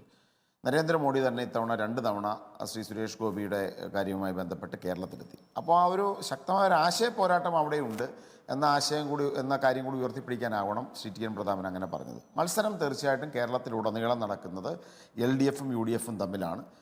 സുരേഷ് ഗോപിയെ ഉയർത്തിക്കൊണ്ടുവരാൻ ഒരു വർഗീയ വിഭജനത്തിലുള്ളൊരു ശ്രമം നടത്താൻ BJP ശ്രമിക്കുന്നുണ്ട് എന്നത് യാഥാർത്ഥ്യമാണ്. അതാണ് അഡ്വക്കേറ്റ് KS അരുൺകുമാർ, നേരത്തെ സാമുദായിക സന്തുലനം LDF പാലിക്കാറുണ്ടോ എന്ന ചോദ്യത്തിന് താങ്കൾ മൗനം അവലംബിച്ചു. നോക്കൂ, ഇവിടെ പ്രധാനപ്പെട്ട കാര്യം എന്ന് പറയുന്നത് ആകെ കനലൊരു തരിയേ ഉണ്ടായിരുന്നുള്ളൂ ആലപ്പുഴയിൽ. ആ ആലപ്പുഴയിലെ സീറ്റ് പിടിക്കാനും 20-ൽ 20 എന്ന മുദ്രാവാക്യവുമായി ഇതാ UDF ഏറ്റവും ശക്തനായിട്ടുള്ള, ആലപ്പുഴയിൽ ജയിക്കാൻ സാധ്യതയുള്ള ഏറ്റവും മികച്ച സ്ഥാനാർത്ഥി, അദ്ദേഹം സംഘടനാ ജനറൽ സെക്രട്ടറിയാണ്, ആ പദവിയിൽ ഇരുന്നു കൊണ്ട് തന്നെ മത്സരിക്കാൻ ഒരുങ്ങുന്നു എന്ന് പറയുമ്പോൾ UDFന്റെ ആത്മവിശ്വാസമല്ലേ അത് തെളിയിക്കുന്നത്? ഇവിടെ ആദ്യം ചോദിച്ച ചോദ്യത്തിന് ഞാൻ മറുപടി പറഞ്ഞതാണ്. അതായത് ഇന്ത്യയിൽ ഇടതുപക്ഷം ഉയർത്തിപ്പിടിക്കുന്ന രാഷ്ട്രീയം, ആ രാഷ്ട്രീയം പാർലമെന്റിനകത്തും അതുപോലെ രാജ്യത്താകമാനം ഉയർത്തിപ്പിടിക്കാൻ കഴിയുന്ന ഏറ്റവും ഉന്നതരായിട്ടുള്ള അല്ലെങ്കിൽ ഏറ്റവും നേതൃശേഷിയുള്ളവരെ സ്ഥാനാർത്ഥി പട്ടികയിൽ അണിനിരത്താനാണ് ഇടതുപക്ഷം ശ്രമിച്ചത്. നാളെ ഔദ്യോഗികമായിട്ടുള്ള പ്രഖ്യാപനം ഉണ്ടാവും. അതിൽ തൊഴിലാളി പ്രസ്ഥാനത്തിന്റെ ഭാരവാഹികളുണ്ടാവും, പ്രതിനിധികളുണ്ടാവും, കർഷക പ്രസ്ഥാനത്തിന്റെ പ്രതിനിധികളുണ്ടാവും, യുവജന പ്രസ്ഥാനത്തിന്റെ ഉത്തരവാദിത്തപ്പെട്ടവരുണ്ടാവും, വനിതാ സംഘടനയുടെ നേതാക്കന്മാരുണ്ടാകും. അങ്ങനെ എല്ലാ മേഖലയിൽ നിന്നുമുള്ള പ്രതിനിധികളെ, പ്രത്യേകിച്ച് പാർലമെന്റിൽ മികച്ച സേവനം നടത്തിയവർ, അതുപോലെ മന്ത്രിയായി മികച്ച സേവനം നടത്തിയവർ, MLA എന്ന രീതിയിൽ നല്ല രീതിയിൽ ശോഭിച്ചവർ, ജനങ്ങൾക്കിടയിൽ വലിയ പ്രതീക്ഷയുള്ളവർ, അത്തരത്തിലുള്ള എല്ലാ വിഭാഗം ആളുകളെ കൂട്ടിയോജിപ്പിച്ചുള്ള ഒരു സ്ഥാനാർത്ഥി പട്ടികയാകും നാളെ CPMന്റെ വിവിധ വർഗങ്ങളിൽ നിന്നുള്ളവരെയാണ് സ്ഥാനാർത്ഥികളാക്കി വെക്കുക, അല്ലാതെ വിവിധ സമുദായങ്ങളിൽ നിന്നുള്ളവരെ അല്ല, അല്ലേ അരുൺകുമാർ? അങ്ങനെയാണോ പറഞ്ഞു വരുന്നത്? ഞാൻ പറഞ്ഞ സമൂഹത്തിന്റെ എല്ലാ വിഭാഗം ആളുകളെയും പ്രതിഫലിപ്പിക്കാൻ, പാർലമെന്റിൽ അവരുടെ ആവശ്യങ്ങൾ ഉന്നയിക്കാൻ, പ്രതിഫലിപ്പിക്കാൻ മികച്ച ആളുകൾ, ആ മികച്ച ആളുകൾ ഇടതുപക്ഷം ഉയർത്തിപ്പിടിക്കുന്ന രാഷ്ട്രീയത്തെ ഏറ്റവും സർഗാത്മകമായി ഇന്ത്യയുടെ പാർലമെന്റിലും പാർലമെന്റിന് പുറത്തും രാജ്യത്താകമാനം ഉയർത്തിപ്പിടിക്കാൻ ശേഷിയുള്ളവരായിരിക്കും. ഇപ്പൊ കനൽ ഒരു തരി മതി എന്നൊക്കെ പറയുമ്പോഴും നമുക്കറിയാമല്ലോ, കുറച്ചു നാളായി രാജ്യസഭയിലായാലും ലോകസഭയിലായാലും ഇടതുപക്ഷത്തിന്റെ വളരെ ഭംഗിയായി തന്നെ ആ റോൾ കൈകാര്യം ചെയ്യുന്നുണ്ട്. നിങ്ങൾ ഉയർത്തിപ്പിടിക്കുന്ന രാമൻ ഈ രാജ്യത്തെ ജനങ്ങളുടെ ആവശ്യത്തിലുള്ള, ജനങ്ങളുടെ മുന്നിലുള്ള രാമനല്ല, ജനങ്ങളുടെ രാമനല്ല എന്ന് ഏറ്റവും ചങ്കുറ്റത്തോടെ പറയാൻ ശേഷിയുള്ളത് CPMന്റെ MPമാരാണ് എന്ന് നമുക്ക് കാണാൻ കഴിയും. അതുപോലെ 14ഓളം വരുന്ന പ്രതിപക്ഷ കക്ഷികളെ കൂട്ടിയോജിപ്പിച്ചുകൊണ്ട് ഡൽഹിയിൽ വൻ സമരം നടത്താൻ ശരിക്കും പറഞ്ഞാൽ രാജ്യത്തെ ഭരണത്തിന് നേതൃത്വം കൊടുക്കുന്ന NDA മുന്നണിയെ വെല്ലുവിളിച്ച് ഒരു സമരം നടത്താൻ മറ്റൊരു പാർട്ടിക്കും സാധിക്കുന്നില്ലല്ലോ. സുപ്രീം കോടതിയിലാണെങ്കിൽ പോലും ഇലക്ട്രിക് ബോണ്ട് ഉൾപ്പെടെയുള്ള കാര്യങ്ങളിൽ 1 രൂപ പോലും നമുക്കറിയാവുന്ന കാര്യമാണല്ലോ ശ്രീ അരുൺകുമാർ. അരുൺകുമാർ, താങ്കൾ തന്നെ, പലതവണ ഇവിടെ വിശദീകരിച്ചിട്ടുള്ളതാണല്ലോ. ഞാൻ ചോദ്യം എന്ന് പറയുന്നത് ആലപ്പുഴയിലാണ് ആകെ ജയിക്കാനായിട്ടുള്ളത്. അപ്പൊ UDF-ന്റെ അവിടെ പോലും ശക്തനായ സ്ഥാനാർത്ഥി നിർത്തിയിരിക്കുന്നു.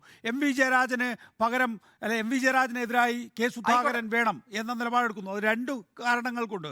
ഒന്ന്, സ്ഥാനാർത്ഥിയുടെ ബലത്തിന്റെ കാര്യത്തിനകത്ത്. രണ്ട്, സാമുദായികമായി അതേ സമുദായത്തിൽ നിന്ന് തന്നെ വേണമെന്ന കാര്യത്തിനകത്ത്. അപ്പോൾ വളരെ കിഴിച്ചുമൊക്കെയാണ് UDF മുന്നോട്ട് പോകുന്നത്. അല്ല, എത്ര കൂട്ടിക്കിഴിച്ച് മുന്നോട്ട് പോയാലും കഴിഞ്ഞ തവണ 2019 രാഷ്ട്രീയ സാഹചര്യമല്ല ഇപ്പോഴുള്ളത്. കേരളത്തിൽ നിന്ന് ഒരു പ്രധാനമന്ത്രി വരാൻ പോകുന്നു, അത് വയനാട്ടിൽ മത്സരിക്കുന്ന ശ്രീ രാഹുൽ ഗാന്ധി ഇന്ത്യയുടെ പ്രധാനമന്ത്രിയാകാൻ പോകുന്നു എന്ന രൂപത്തിലുള്ള വലിയ പ്രചരണം മറ്റു ചില രാഷ്ട്രീയ സാഹചര്യങ്ങളും 2019 ഉണ്ടായിരുന്നു. ആ നിലവിലുള്ള സാഹചര്യമല്ല ഇപ്പോഴുള്ളത്. ഇപ്പോഴുള്ളത് ഇന്ത്യയിൽ ഇടതുപക്ഷം ഉയർത്തിപ്പിടിക്കുന്ന രാഷ്ട്രീയം, ആ രാഷ്ട്രീയം ഏറ്റവും ഗൗരവത്തോടെ ചർച്ച ചെയ്യപ്പെടുകയാണ്. അതുപോലെ തന്നെ രാജ്യത്തെ ബാധിക്കുന്ന മുഴുവൻ വിഷയങ്ങളിലും ആധികാരികമായി അഭിപ്രായം പറയുവാനും അതിശക്തമായിട്ടുള്ള സമരം പാർലമെന്റിനകത്തും പുറത്തും നടത്താൻ ഞങ്ങളുടെ ശേഷി പരമാവധി വിനിയോഗിച്ചുകൊണ്ട് പാർശ്വവൽക്കരിക്കപ്പെട്ട സമൂഹത്തെ മുഖ്യധാരയിലേക്ക് കൊണ്ടുവരാൻ ഞങ്ങൾ നടത്തിക്കൊണ്ടിരിക്കുന്ന പോരാട്ടം. അതോടൊപ്പം 18 എംപിമാർ ഈ സംസ്ഥാനത്തിന് വേണ്ടി എന്ത് ചെയ്തു? ഇന്ത്യൻ പാർലമെന്റിൽ എത്ര ചോദ്യങ്ങൾ ചോദിച്ചു? എന്ത് കേരളത്തിന് നേടിയെടുത്തു? റെയിൽവേയുമായി ബന്ധപ്പെട്ടുകൊണ്ടും മറ്റു വികസന പ്രവർത്തനങ്ങളുമായി ബന്ധപ്പെട്ടുകൊണ്ടും എന്താണ് ഇവരുടെ സംഭാവന എന്നത് ഗൗരവത്തോടെ പരിശോധിക്കപ്പെടും. ആകെ ഒരു സമരം ഡൽഹിയിൽ നടത്തിയത് കേരളത്തിന് വേണ്ട എന്ന് പറഞ്ഞുള്ള സമരമാണ്. അല്ലാതെ എന്താണ് ഇവർ നേടിയെടുത്തത്? ആകെ കേരളത്തോടുള്ള സാമ്പത്തികമായിട്ടുള്ള ഈ ഉപരോധത്തെക്കുറിച്ചൊരു വാക്ക് ഉന്നയിക്കാൻ തൃശ്ശൂരിൽ നിന്നുള്ള MP തയ്യാറായത് തന്നെ നവകേരള സദസ്സ് അതിശക്തമായിട്ടുള്ള ജനങ്ങളെ കൊണ്ട് ആകർഷിച്ച് വലിയ പോരാട്ടമായി ഉയർന്നു വന്നപ്പോൾ മാത്രമാണ്. അല്ലാതെ ഒരു ഘട്ടത്തിൽ പോലും കേരളത്തിന്റെ ആവശ്യം ഉന്നയിക്കുന്ന സാഹചര്യം ഉണ്ടായിട്ടില്ല. അതുകൊണ്ട് തന്നെ ഈ MP-മാർക്കെതിരെ വലിയ വികാരം ഓരോ മണ്ഡലങ്ങളിലുമുണ്ട്. പല മണ്ഡലങ്ങളിലും തങ്ങളുടെ MP-മാരെ 5 വർഷം മുമ്പ് കണ്ടതാണ്, കാണാനില്ല എന്ന രൂപത്തിലുള്ള വലിയ പ്രചരണം നടക്കുകയാണ്. അതുകൊണ്ട് ഞങ്ങൾ വളരെ ശുഭാപ്തി വിശ്വാസത്തിലാണ്. 20 സ്ഥാനാർത്ഥികളെയും ഏറ്റവും ആദ്യം പ്രഖ്യാപിക്കുന്നത് ഞങ്ങളാണ്. ഈ തെരഞ്ഞെടുപ്പുമായി ബന്ധപ്പെട്ടുകൊണ്ട് ഞങ്ങൾ ഉയർത്തിപ്പിടിക്കുന്ന രാഷ്ട്രീയം വീട് വീടാന്തരം ഓരോ വോട്ടർമാരിലേക്കും ആദ്യം എത്തിക്കുക ഞങ്ങളാണ്. അതുപോലെ തന്നെ ഇവിടെ ഒരു തരത്തിലും കേരളത്തിലെ ഭരണത്തിനെതിരെ വലിയ ഭരണവിരുദ്ധ വികാരമില്ല എന്ന് അടുത്ത കാലത്തുണ്ടായിട്ടുള്ള സംഭവങ്ങളെല്ലാം ബോധ്യപ്പെടുകയാണ്. പെൻഷൻ അടക്കമുള്ള വിഷയങ്ങളിൽ ഞങ്ങൾ യഥാർത്ഥ വസ്തുത ജനങ്ങൾക്ക് മുന്നിൽ വിശദീകരിച്ചത് ജനങ്ങൾക്ക് ബോധ്യപ്പെട്ടിട്ടുണ്ട്. ഇത് ലോക്സഭാ തെരഞ്ഞെടുപ്പാണതുകൊണ്ട് തന്നെ കേന്ദ്ര അവഗണന നന്നായി മറുപടി പറഞ്ഞിരിക്കുന്നു ശ്രീ അരുൺകുമാർ. നോക്കൂ, കണ്ണൂരിലേക്ക് നമ്മൾ വന്നാൽ കെ സുധാകരൻ KPCC പ്രസിഡന്റാണ്. കഴിഞ്ഞ തവണ 2019 വടകര MP ആയിരുന്ന മുല്ലപ്പള്ളി രാമചന്ദ്രനായിരുന്നു KPCC പ്രസിഡന്റ്. അദ്ദേഹം മത്സരിക്കുന്നില്ല എന്ന് പ്രഖ്യാപിച്ചുകൊണ്ടാണ് KPCC അധ്യക്ഷ സ്ഥാനത്ത് തുടർന്നത്. ശരിയാണ്, ഔദ്യോഗിക പ്രഖ്യാപനമൊന്നും ആയിട്ടില്ല. എങ്കിൽ പോലും കെ സുധാകരൻ മത്സരിക്കുകയാണോ എങ്കിൽ KPCC അധ്യക്ഷ സ്ഥാനം ഒഴിഞ്ഞുകൊണ്ടായിരിക്കുമോ മത്സരിക്കുക? പ്രസിഡന്റ് അങ്ങനെയാണ്. അങ്ങനെ ഒരു പ്രസിഡന്റ് ഇല്ല.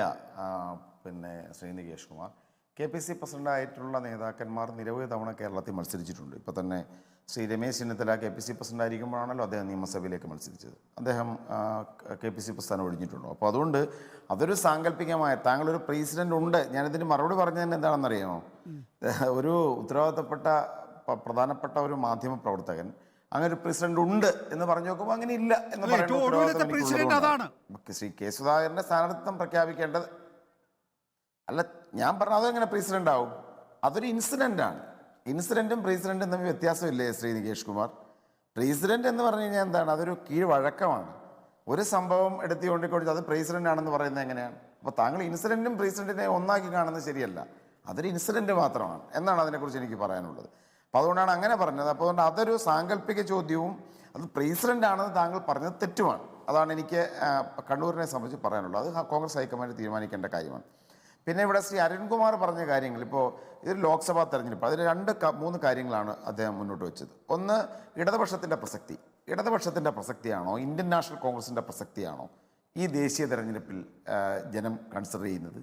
BJPയെ പരാജയപ്പെടുത്താൻ കഴിയാവുന്ന ഏക രാഷ്ട്രീയ പ്രസ്ഥാനം ഇന്ത്യൻ നാഷണൽ കോൺഗ്രസ് ആണെന്നുള്ള കാര്യത്തിൽ യാതൊരു സംശയവുമില്ല. കോൺഗ്രസിനൊപ്പമാണ് മറ്റ് കക്ഷികൾ നിൽക്കേണ്ടത്. പിന്നെ MP-മാരുടെ പെർഫോമൻസ്, കണലൊരു തരി എന്നൊക്കെ പറഞ്ഞിട്ട് അരുൺകുമാർ പാർലമെൻ്ററി പെർഫോമൻസ് ഒക്കെ, ഞാൻ വ്യക്തിപരമായി ആരെ ആക്ഷേപിക്കാനൊന്നും ആഗ്രഹിക്കുന്നില്ല. കോൺഗ്രസ് MP-മാരുടെ ശശി തരൂരും ഹൈബി ഈഡനും അതോടൊപ്പം തന്നെ കോൺഗ്രസിൻ്റെ വിവിധ MP-മാരുടെ ലോക്സഭയ്ക്കകത്തെ പ്രസൻറ്റേഷൻസ്, അവർ മുന്നോട്ട് വെച്ച വിഷയങ്ങൾ നിങ്ങളുടെ MP-മായിട്ടൊന്ന് താരതമ്യം ചെയ്തു. ഞങ്ങൾക്ക് യാതൊരു ബുദ്ധിമുട്ടുമില്ല. കഴിഞ്ഞ പാർലമെൻറ്റിൽ ഇന്ത്യൻ പാർലമെൻറ്റ് നടത്തിയ പ്രസൻറ്റേഷൻ ശ്രീ NK പ്രേമേന്ദ്രൻ ഞാൻ തീർച്ചയായിട്ടും എന്താണ് കേരളത്തിന് വേണ്ടി എന്തു നേടിത്തന്നു എന്നും കൂടി 5 വർഷമായി നേടിയെന്നും പറയൂ. കേരളത്തിന് വേണ്ടി നേടിത്തരിക എന്ന് പറഞ്ഞു കഴിഞ്ഞാൽ കേന്ദ്ര ഭരണത്തിൽ ഇപ്പോൾ നമ്മൾ ആവശ്യപ്പെടുന്ന കാര്യങ്ങൾ തരുന്നൊരു ഗവൺമെൻറ് ആണോ കേന്ദ്രത്തിൽ നിൽക്കുന്നത്? പക്ഷെ വിഷയങ്ങൾ എങ്ങനെ പ്രസന്റ് ചെയ്തു എന്നുള്ളതാണ് പ്രശ്നം. ഈ രാജ്യത്തെ പോരാട്ടത്തിൽ നൽകിയ കോൺട്രിബ്യൂഷൻസ് പാർലമെന്റ് എന്ന് പറഞ്ഞ് അല്ല, നിങ്ങൾ ഒന്നാമത് ഈ അരുൺകുമാറിനെ എനിക്ക് നേരത്തെ ഉള്ളൊരു പ്രശ്നം എന്ന് പറഞ്ഞു കഴിഞ്ഞാൽ പ്രശ്നം അരുൺകുമാർ അസഹിഷ്ണുവാണ്. അല്ല, ഞാൻ പറയുന്നത് കേൾക്കൂ, താങ്കൾ പറയുന്നത് കേൾക്കൂ. ഓരോ എം പിമാർ ഇപ്പം ഞാൻ പറയാം, നിരവധി കോൺഗ്രസിന്റെ എം പിമാരെല്ലാം തന്നെ അവരുടെ മണ്ഡലങ്ങൾക്ക് വേണ്ടിയുള്ള വിവിധ കാര്യങ്ങൾ നേടിയെടുക്കപ്പെട്ടിട്ടുണ്ട്, നിരവധി കാര്യങ്ങൾ. പക്ഷെ ഒരു ഏറ്റവും പ്രധാനപ്പെട്ട ഇപ്പോൾ all India institute of medical science Keralam തുടങ്ങണമെന്ന് ആവശ്യം ഉന്നയിക്കും. BJP സർക്കാർ അത് അംഗീകരിക്കുമോ? പക്ഷെ ആശയപരമായ പോരാട്ടം, ഈ രാജ്യത്തിന്റെ ഭരണഘടനയെ നിലനിർത്താൻ വേണ്ടി നടത്തുന്ന പോരാട്ടം, ഇപ്പൊ NK പ്രേമേന്ദ്രനും ശശി തരൂരിനും ഒക്കെ തുല്യം നിൽക്കാവുന്ന ഒരു പെർഫോമൻസ് നിങ്ങളുടെ ഭാഗത്തുണ്ടോ?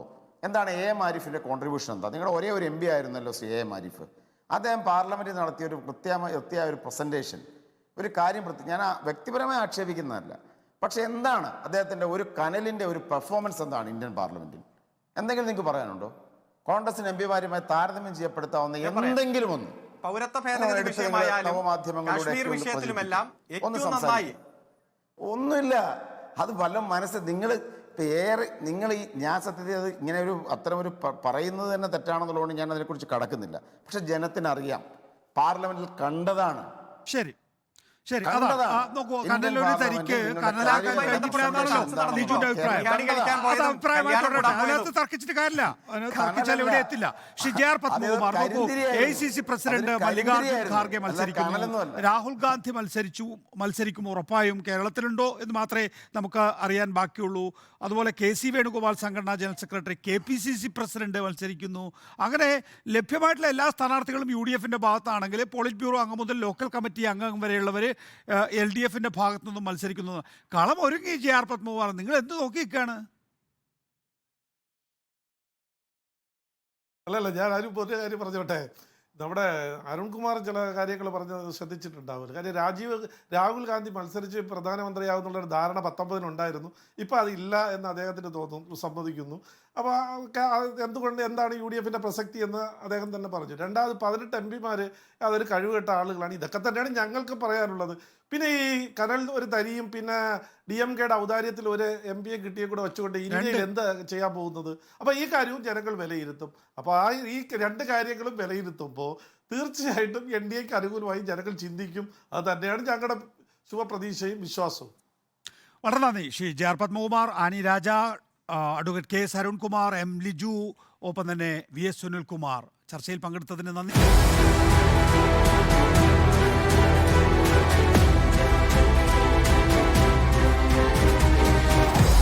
Debate with MV Nikesh Kumar.